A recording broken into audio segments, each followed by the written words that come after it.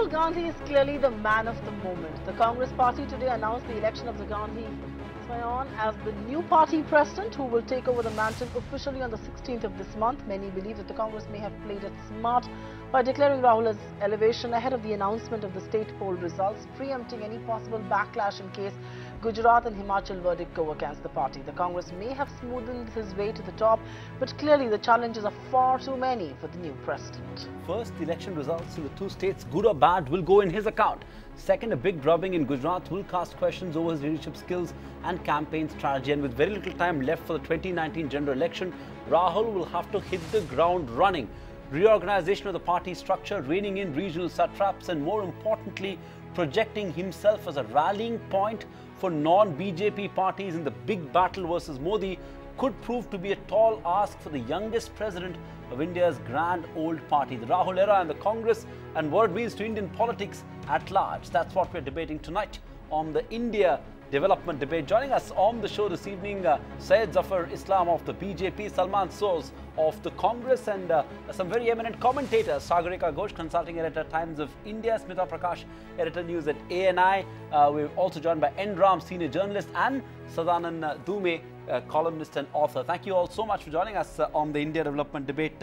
Let me start off with you, Sagarika. Let's get the word in from the experts before we take it to the politicians on the debate. Is Rahul Gandhi ready?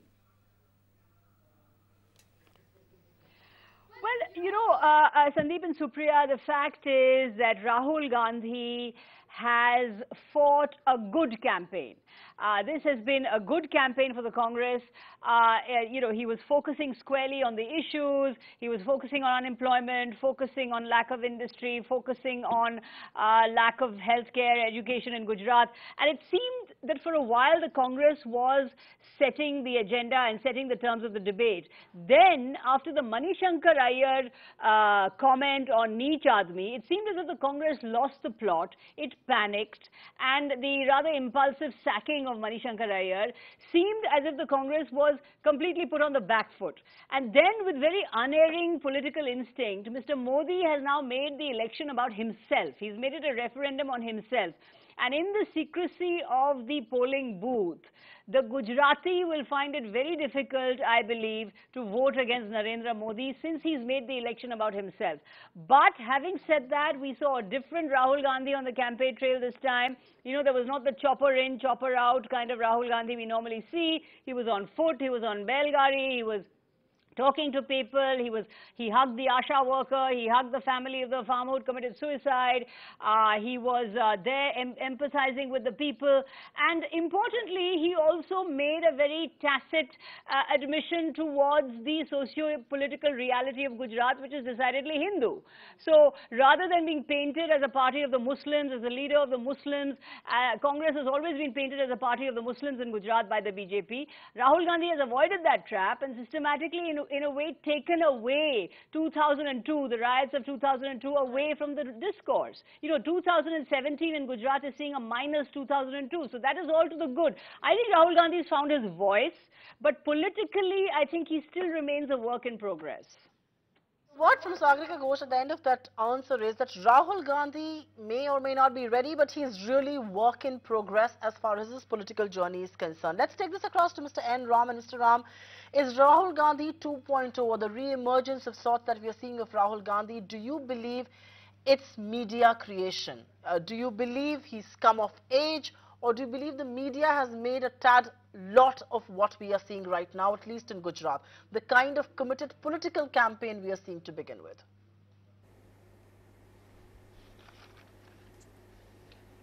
I think Rahul Gandhi has begun very well.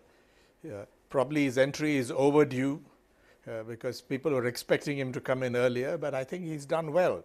And also he's set a very dignified tone for the whole discourse, and I just learned that the Prime Minister has congratulated him on his elevation and wished him the best and so on. So dignity demands dignity in return. So I think that's a good thing. Personally, I think far too much has been made about the Manishankar Iyer comment. It's been twisted out of shape, saying he meant caste. He clearly didn't when he used it. And the Congress, I think, overreacted. I think it was very harsh to suspend somebody for a comment made like that, particularly when it was twisted. But maybe there are electoral exigencies. But I don't think it's going to make a huge difference to the outcome. You don't know what's in store, but I think the Congress has fought a very good battle there. The BJP has now tried to polarize the issue on communal lines. That's very clear. The reference to Pakistan was most unfortunate. Clearly, returning to communal rhetoric and communal polarization. So we don't know how it's going to play out, but it looks like the Congress has fought a very good campaign in Gujarat. This is a time also to recognize that Sonia Gandhi did the Congress proud in her 19 years as Congress president. They ruled for 10 years. She was very good with the opposition. So I think you have to recognize this, and perhaps Rahul Gandhi needs to learn a lesson from his mother about how to pull people along, particularly allies, if you have to go make a success of an election campaign or your political campaign. So I think this is a positive start, and I particularly appreciate the dignified tone that he has set for the whole campaign, which has perhaps got a belated response from the Prime Minister in terms of these congratulations. I was very pleased to see that. Okay. I think what's striking to me is two of our panelists, while talking about Rahul Gandhi, are automatically in the same breath talking about the Gujarat elections, which basically means he cannot run away from the outcome of the Gujarat elections. Victory or defeat is going to come into his account. But Sadanand, comment on that. Do you believe this? You heard him speak in the US, and and many believe that was the start of this sort of metamorphosis of Rahul Gandhi, if one may call it so. Do you believe this is a bit of a media creation? Because clearly he hasn't demonstrated anything politically on the ground, at least not until December 19. Can we give him any political credit for this metamorphosis? So is this a media creation, or do you think there's substance to this Rahul Gandhi 2.0, as the media likes to call it? I mean, Sandeep, I think that's a really good point. And I think all of us in the media and commentators, in a certain way, we're all guilty. I wouldn't call this Rahul 2.0 at this point. It's probably more like, Rahul 5.0 or Rahul 7.0. And so, we spend a lot of time reading the tea leaves, looking at his body language, and we keep sort of asking ourselves, is it for real this time? Is he back this time? In my own view, since his visit to the United States, he has sort of shown a greater degree of maturity. I think his campaigning was probably more serious in Gujarat than we've seen elsewhere. But you're absolutely right. The proof is going to be in the results. Now, if he gets wiped out in Gujarat and Himachal Pradesh, then all this is nothing. It just shows that the Congress is possibly still in a death spiral. If, on the other hand, he does well in Gujarat, but by that I mean either runs the BJP close or miraculously pulls off a victory, which no one seems to think is likely, but anything is possible in politics, then you would have to say that all these tea leaves that we're reading lead up to something concrete, and we'd have to say then that, yes, this person does have potential. All right, this may have potential, and the proof of the pudding, like Sadanand points out, there will have to be on election day. On the 18th of December, we will discover whether Rahul Gandhi 2.0 or 3.0 or a 5.0, as Sadanand points out, has really led to any of this. But Smita Prakash, let me come to you. Do you believe this political campaign, and since we are constantly connecting Rahul Gandhi to Gujarat, and one has seen a different sort of a Rahul Gandhi there, at least his political commitment is finally visible. The political commitment was missing when he took for those retreats, or when he took for those holidays, or when he abandoned campaigns in the middle. So his political campaign has been there. He's been single-mindedly in Gujarat. Do you believe that in some sense determines the coming of age that we were just speaking about? Well, it's the longest known internship in politics, I think. He's been interning for over a decade. Nobody does that in politics, they jump into it. But this guy's been there for so long. So, it's about time that one sees a sustained campaign run by Rahul Gandhi, and he did that. He has delivered as far as campaigning is concerned in Gujarat. Remember, he's a complete novice as far as Gujarat is concerned. In the earlier Vidhan Sabha elections, it was Sonia Gandhi who was campaigning, who led the campaign, and that was a disaster when she did the Maut Ka Saudagar. She just handed over the election on a platter to Mr. Modi. Whereas here you've seen Rahul Gandhi, as Mr. Ram said, run a very dignified campaign. And as Sagarika pointed out, he's done everything. You know, if it was a very organized campaign, you know, where there were selfies, where there was dancing, where there was speeches, where there was everything that was needed from a Congress campaigner, he did that. And he's done it in a sustained manner, unlike in the past where he's distracted. His speeches were just 3 to 4 minutes in Uttar Pradesh and he would say, dur dur se aaye, dhanyavad, and just push off. You know, he's not done that in Gujarat. He's kept up the momentum all through in his campaign. So everybody expected him to falter, fall, but that didn't happen from Rahul Gandhi. It happened from others like Manishankar Iyer or Kapil Sibal or anybody, but not from Rahul Gandhi. So if this is coming of age, about time. Now, whether I disagree whether, if he fails in Gujarat, it will be considered a failure of Rahul Gandhi. In the Congress, a Gandhi never fails. So, you know, they will never see, even if he loses Gujarat by a slender margin or wins by a slender margin, which is almost seems improbable. But if he does win, it's a Gandhi victory. If the Congress does lose in Gujarat, then it will be seen as a Modi victory. It will not be seen as a Gandhi loss. Gandhis are never given a loss in the Congress party by the Congress party. But what I will be interested in seeing is how he gets a new team going. Will he carry on with mom-dad loyalists or will he bring about a new team? That's an important point to watch out for, and that's something we want to debate as well. But let's take it on that note towards politicians on the panel who've been waiting patiently. You don't see that often on television debates where politicians are quietly listening to eminent panelists, but that's the India development debate side. Zafar Islam, coming to you first. With today's anointment and now the Prime Minister tweeting as well, can we safely say that the days of ridiculing Rahul Gandhi are over? The way he's run this campaign, whether the Congress does well or not, he's put up a spirited fight, and for far too long the BJP has had to resort to ridiculing Rahul Gandhi, from calling him Pappu to whatnot. Has this now put an end to it, and will he be seen as a credible opposition leader?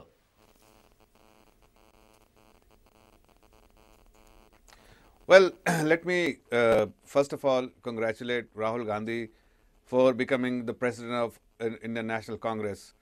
But this is something, it's an internal issue of Congress party, and I need not speak about it. But let me also say the people of India is observing that his elevation is without any evaluation of his performance. His promotion is without his performance. See his the entire track record of when he was elevated as vice president of his party, and successive election results have gone against him, purely because the people of India had rejected him from day one, because he is not a seasoned politician. He is somebody who is not interested in politics. He has been forced just because he's part of the family, and Congress is promoting Vanshvad, promoting dynastic politics rather than merit, something which is known to everyone.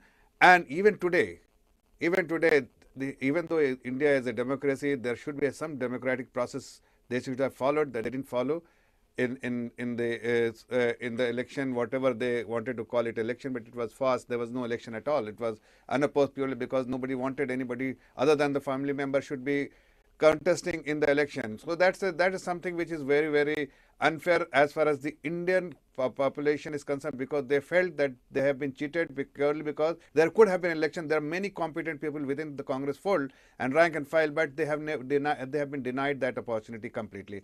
But now coming back to whatever the others were discussing about Gujarat. See, Gujarat, whatever he has done, he has a responsible person of a political party.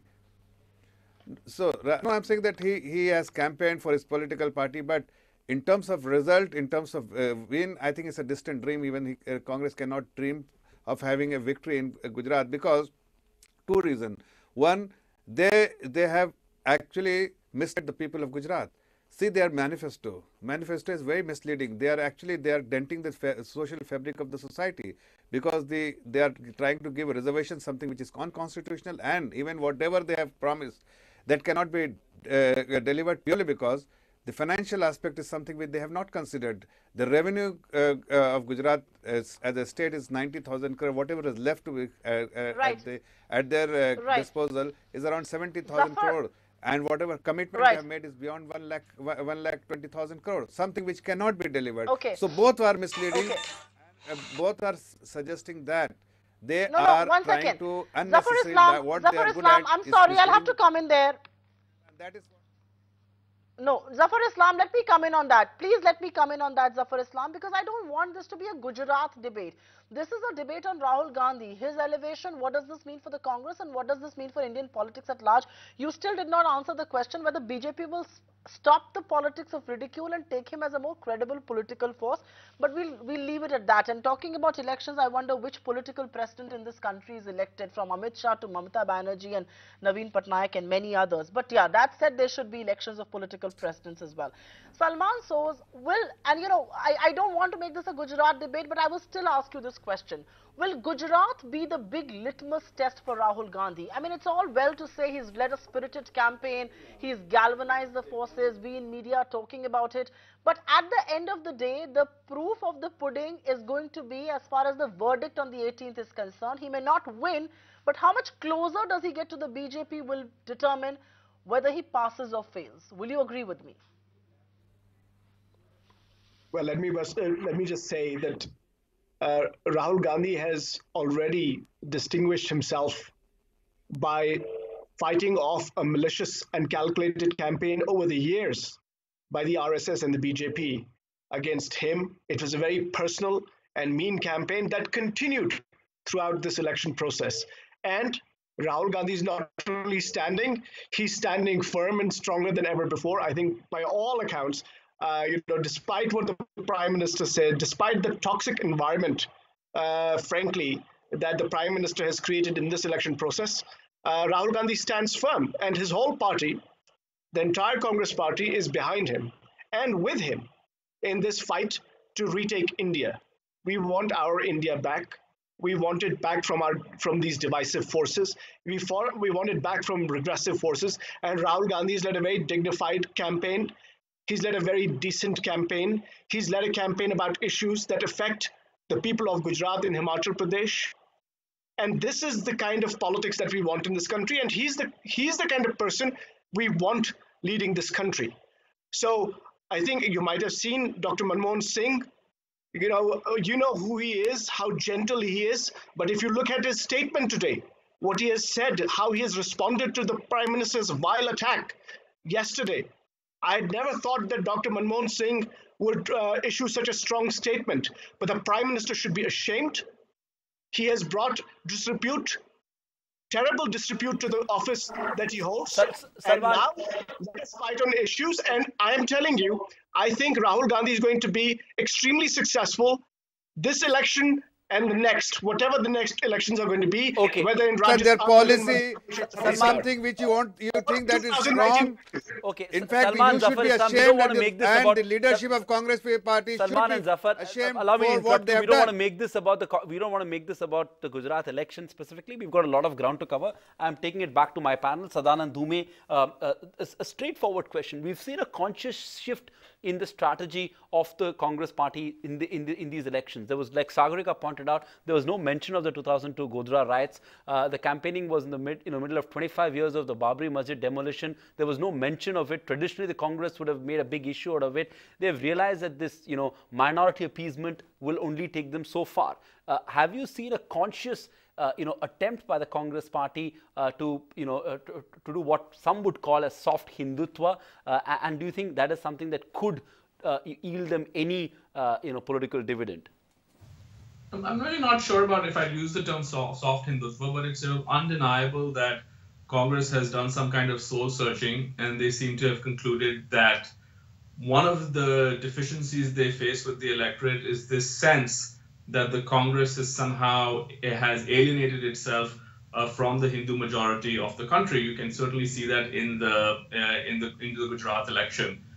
Whether this going to temples and is going to be the what works remains to be seen. I would argue that the issue is in two parts. One is, do people view Rahul Gandhi as one of their own or as part of their own spiritual community? But the other is, do people see Congress as addressing some of the concerns that people have about, for example, the rise of terrorism. And I think that the Congress at some level has understood that this is an issue that they're going to have to grapple with. I'm not sure if they have found the right way to grapple with it yet. Okay, so you don't know if the Congress has been able to find an issue to grapple as far as terrorism is concerned. But Sagarika, I'm going to ask you the same question, and I'll perhaps not use soft Hindutva like Sadanand pointed out there. But is Rahul Gandhi definitely in realization of the fact that he needs to veer more towards his grandmother's style of politics, you know, as far as religion, as far as treating religion is concerned, than his mother's? I mean, Indira Gandhi did go to temples. She did wear a rudrak. She did do this temple run like Rahul Gandhi is doing today, something that we haven't seen Sonia Gandhi do. So does he realize that? Because in also comes the realization that the Congress cannot revive if it continues to appease just the minorities. Because truth be told, the minorities are just that. They are minorities. Well, Supriya, I think, you know, as I said, Rahul Gandhi in this particular campaign in Gujarat has shown an acute awareness of the social and political realities of Gujarat and the situation in which elections are fought in Gujarat. Now, remember in 2002, the BJP won the big majority in the post-Godhra riots. In 2007, as Smita pointed out, Sonia Gandhi used the word Maut ka Saudagar over the alleged encounter of Sohrabuddin, and that resulted in a massive polarization, and the BJP benefited from Hindu-Muslim polarization. Now, this time, Rahul Gandhi has obviously realized, and his team has realized, that to talk of Muslim issues or to talk of 2002 or to talk even of the Justice Loya case, which the Congress is not touching. It's not touching 2002. It's not touching the axe murder in Rajsamand in Rajasthan. It's not touching any of the so-called Muslim issues, because it realizes that at the minute it does that, it risks a polarization and it risks going down the 2007 way, where in fact there was polarization and the Congress was left behind. So I think it's fighting this tag that it is a party of Muslims. And, you know, this has been an allegation that's been leveled against the Congress repeatedly in Gujarat. You saw the allegations made against Ahmed Patel with his links with a hospital, a hospital that was employing a possible ISIS operative. The Rohingya issue was brought up. The Kashmir issue was brought up. So these are all issues that are coming up in an attempt to show that the Congress party is soft on Muslims. There was an X sign painted on Muslim houses, which the BJP alleged the Congress had done, the Congress alleged the BJP had done. So Rahul Gandhi has shown in some ways that he's now ready to move to the political center. But, you know, just to develop what Smita was saying, you know, he is now a political veteran. Rahul Gandhi has been around for 14 years, and it's about time he learned, like his grandmother, to occupy the political center rather than being pushed into a sort of NGO, you know, a left NGO situation where he loses the center. So I think he is realizing that there is a need to talk to the center, there's a need to talk to the majority, there's a need to assure that it's not that the party is not one of minority appeasement, and to raise real issues. You know, this is the election where Rahul Gandhi has also come across as someone who's humble, who's sincere, who's willing to listen. You know, with Jignesh Mevani, the Dalit leader, with Hardik Patel, the Patidar leader, and Alpesh Thakur, the OBC leader, we've seen a different Rahul Gandhi. We've seen a Rahul Gandhi taking a back seat. We've seen a Rahul Gandhi letting these young caste leaders take the front seat, rather than, as in UP, trying to take the front seat with Akhilesh Yadav and trying to achieve a kind of a parity with Akhilesh Yadav. This time, he's listening, he's humble, he's coming across as sincere. I think that is what is very important in this election. He's found his voice as a humble, sincere politician, and it's about time, because he's had 14 years. But as you rightly point out, he has to win elections. Absolutely. The Congress party is going from defeat to defeat to defeat. Okay. Sonia Gandhi won in 2004 and 2009. She led the Congress to victory. Sure. So unless Rahul Gandhi is able to achieve a victory, unless he can deliver for the Congress, I believe it's endgame for him. You know, in 2019, if the Congress again slumps to 44 seats, it is going to be endgame for Rahul Gandhi, because if he can't bring the one thing that the party needs, which is election winnability, then he becomes a liability for the party. Absolutely. You know, Sonia Gandhi's great strength was that she was able to arrest the rise of the BJP and in win 2004 and 2009. Okay. Rahul Gandhi is up against the Modi juggernaut. Sure. Okay. And Ram, coming on that, on this whole point of minority appeasement and soft Hindutva, the finance minister sort of articulated it, saying that, the people in this country are very clear. There's only one Hindutva party, and that is the BJP. And if the people want Hindutva, they would vote for the BJP, and there's no space for quote-unquote soft Hindutva. Would you agree with that view?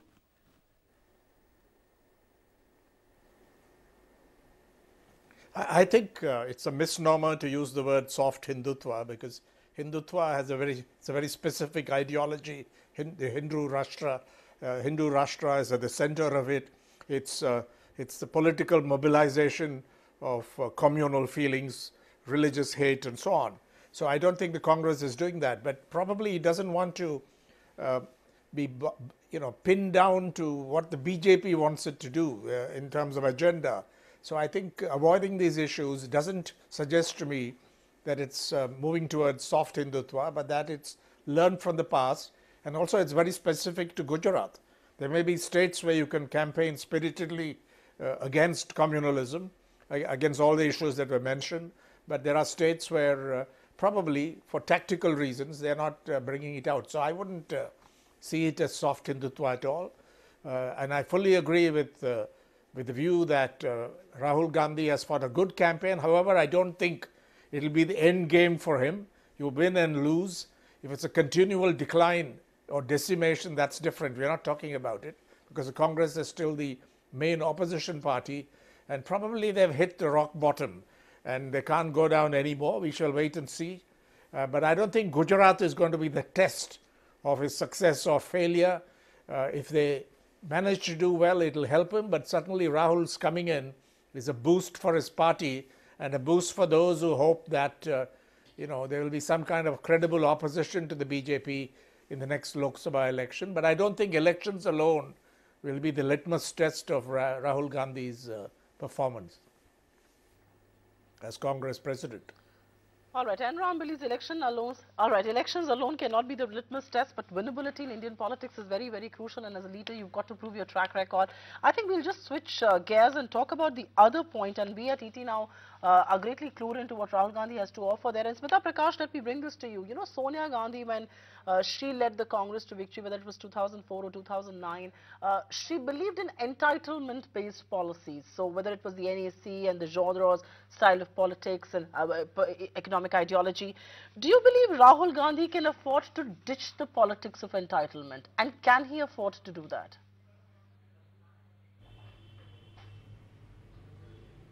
No, he doesn't. For a long time, he kept talking about this, that I don't want only one Rahul Gandhi. There should be several Rahul Gandhis. And as Sagarika said, and I think even I have that view, that, he was running it as if he was, as vice president, it was as if he was running an NGO and not a political party. And somewhere he figured out that, okay, this has come into my lap. Somewhere it's occurred to him, which the whole country knew what was happening, but he somehow was wearing blinkers. This is something which has come to him. It is entitlement, of course.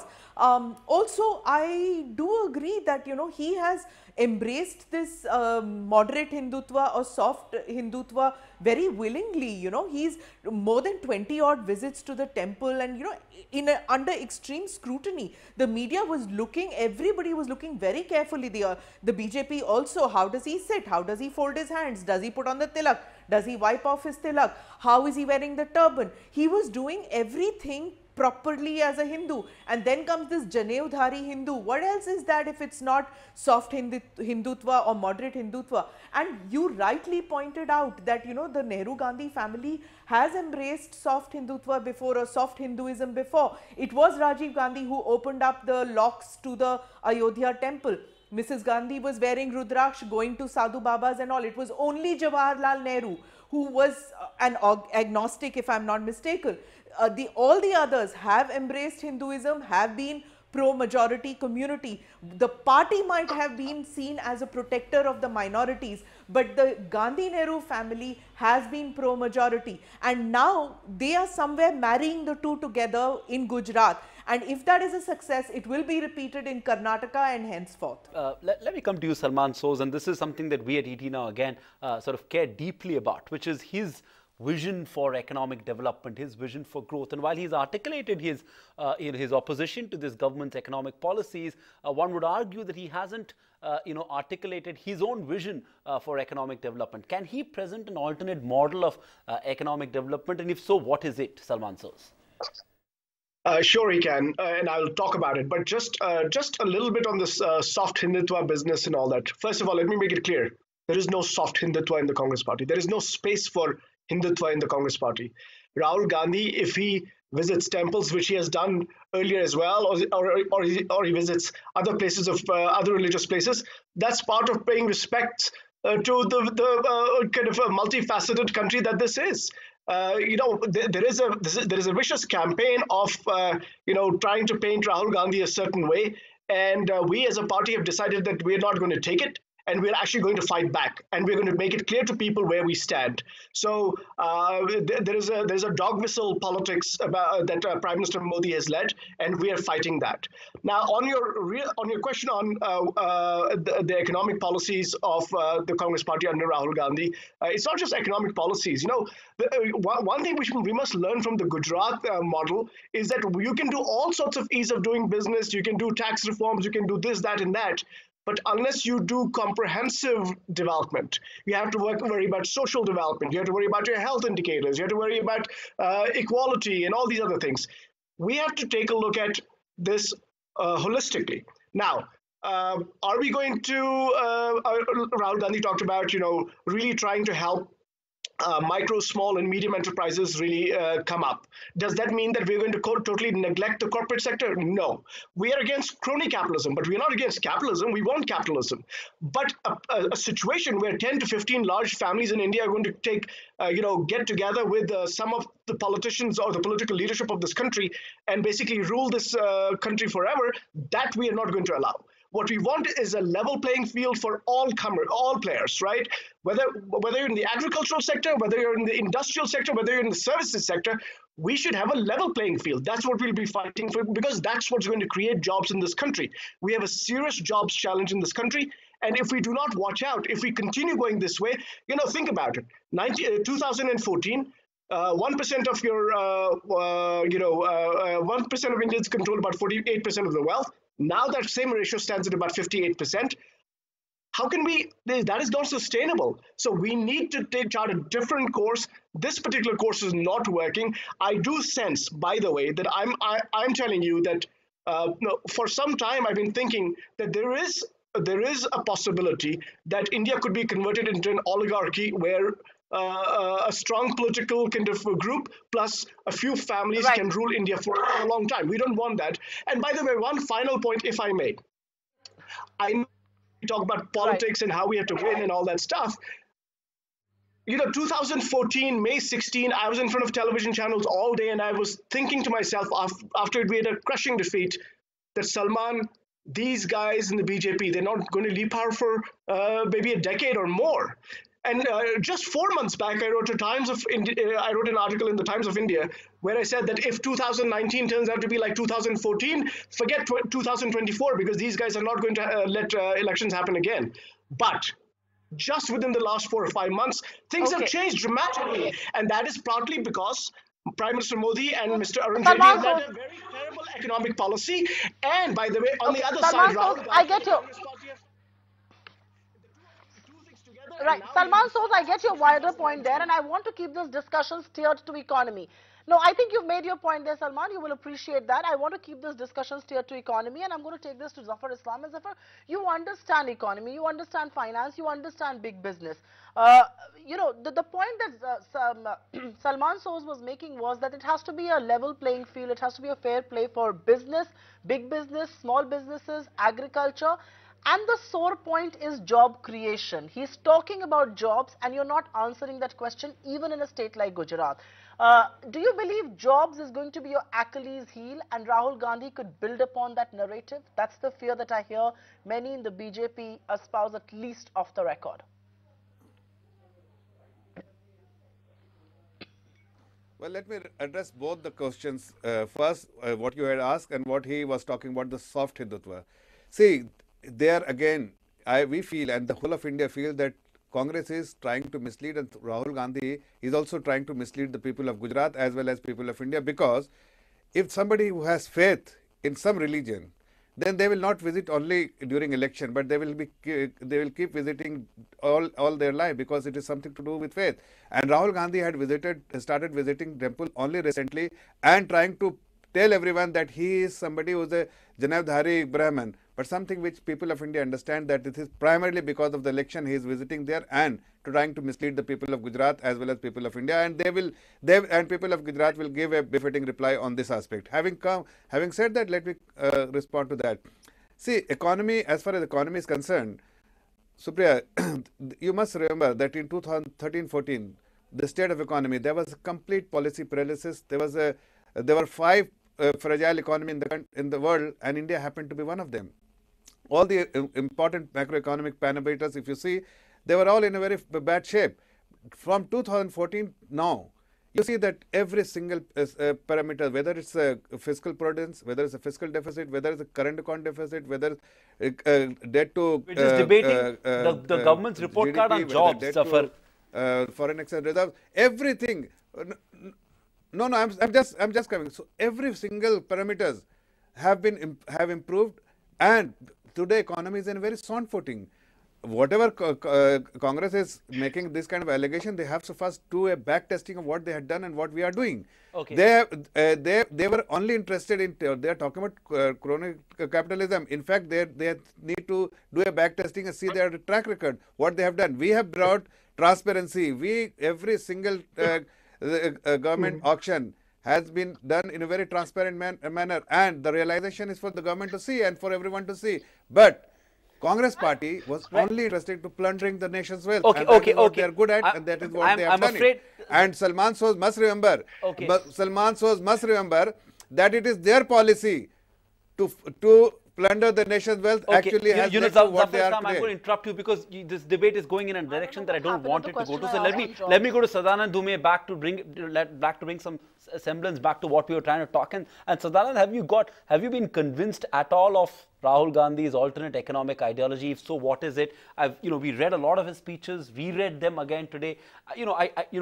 All right, job creation is a problem, but one would argue that, the situation is not necessarily due to the policies of the government. It's a whole host of factors, including automation, technology, etc., etc.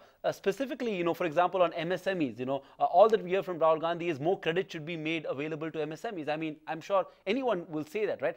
Have you seen enough in terms of policy detailing? Is there a credible alternate economic ideology that the Congress is offering to the people of this country, that Rahul Gandhi is offering to the people of this country? No, I think that's a fantastic question. And let me just break it up into 2 parts. I'd say that Rahul Gandhi was quite effective in terms of his attacks on the record of the Modi government. I think he was effective in taking on the harebrained idea that was demonetization, the overly complex GST. He made some sense when he spoke about how there shouldn't be the 28% rate. It should be simplified. The rate should be lower. And I think he has honed in quite intelligently on the question of jobs and the fact that jobs are not being created. So on that side of the ledger, I think he did quite an effective job. Now, when it comes to his own economic philosophy, whether he has outgrown the economic philosophy that he propounded in the past, unfortunately, the answer there is no. This is the same sort of, lefty pinko. The corporates are out to, make your life miserable. I thought it was ridiculous, for instance, that he attacked the Modi government because Tata was unable to sell Tata Nano cars. So, that suspicion of big business, this idea of entitlements, that remains the backbone of Congress. Now, you could argue that that's just the nature of Indian politics. It's very hard for any party to go out and campaign in favor of giving the markets a freer rein and so on. I get that. But if you're trying to answer the question about whether Rahul Gandhi's economic philosophy has changed or evolved, the answer to that, sadly, is no. All right. The answer to that is sadly no, but I'm going to quickly take this across and turn this muddled, I have to say, on the Okay, campaign actually, trail. Sagarika, I'll give you 30 seconds to answer that. He's had a lot of disdain for big business. His whole suit boot ki sarkar argument also came from there. Do you believe for Rahul Gandhi to eventually succeed and make a mark, he will have to give up his disdain for big business, because it's big business that creates big jobs and he can't deny that? You know, on the campaign trail, Supriya, his economics, frankly, sounds muddled. It sounds vaguely populist. He's talking about farmers' loan waivers. He's talking about dealing with unemployment and putting 15 lakhs into people's accounts. He's talking about healthcare and education.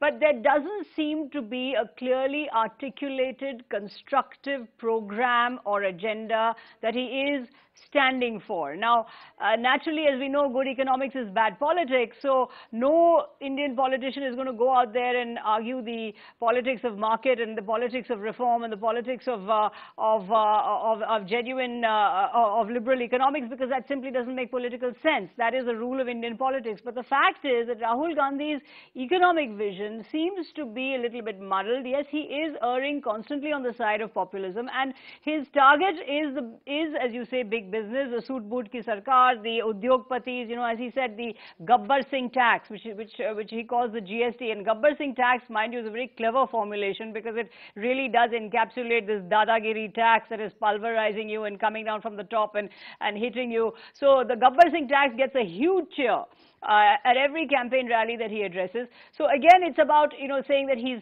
taking your money and putting it into the accounts of the 5 industrialists. He's robbing you and helping the 5 industrialists. So he does have an anti-big business, a pro-poor, a vaguely populist, leftist kind of an economic agenda. But what his economic agenda actually is simply not clear. His economic ideology is simply not clear, and that's something that he needs to articulate. That clearly is the consensus view of our panel. But Smrita Prakash, quickly, let me come to you. We need to get closing comments.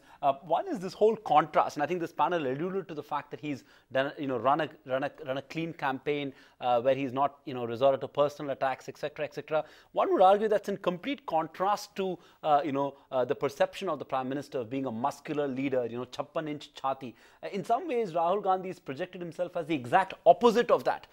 Is that good enough for him to really take on the might of the, you know, of the BJP political machinery with Modi and Shah duo? Will the contrast be visible? Will he see an appeal for this contrasting personality that he's projecting to the country?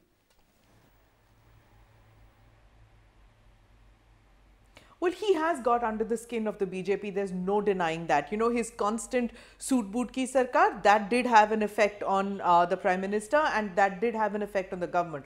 You've also seen that all through in this Gujarat campaign, it was he who set the agenda. That was the most surprising part for most of us who were covering this election, that it was the first time that Rahul Gandhi was setting the agenda, not just the Congress. It was Rahul Gandhi who was setting the agenda, putting the questions to the party and getting them all worked up. I mean, you know, that whole concept of ye to pappu hai, no, that's all over.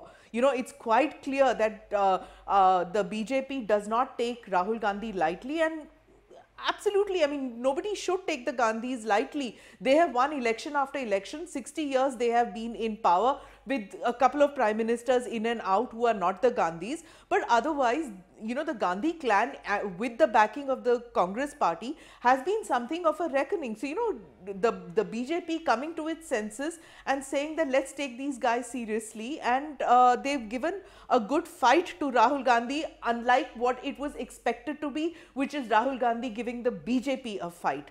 This has been clearly something that Rahul Gandhi coming out of the shadows. He cannot compete with Modi as far as the 56-inch is concerned. So he has modeled himself differently. A soft Hindutva, somebody who's like with the poor, taking selfies with, you know, with little children, something that a prime minister cannot. So he's gone and done that, and it seems to have succeeded. Mr. N. Ram, very quickly, can Rahul Gandhi position himself to begin with at all in a direct confrontation with Narendra Modi before 2019? Or do you believe it serves purpose to engage Modi with different leaders in different parts of the country? So he could be up against Mamata in one part, against Naveen Patnaik in the other, you know, in different parts of the country, instead of going in direct confrontation with Modi, because in that comparison, he does fail.